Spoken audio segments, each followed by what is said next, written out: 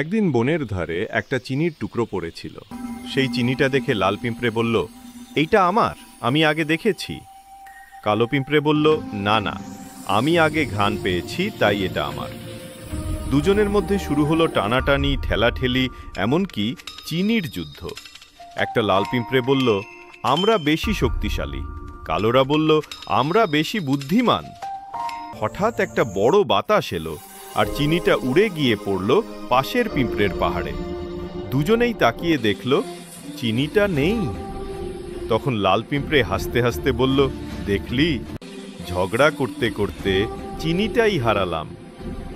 কালো পিঁপড়ে মাথা চুলকে বলল, ঠিক বলেছিস ভাই, এবার একসাথে খাবো, না হলে আবার বাতাস খেয়ে যাবে। তারপর তারা দুজনে বন্ধু হয়ে নতুন চিনির খোঁজে রওনা দিল।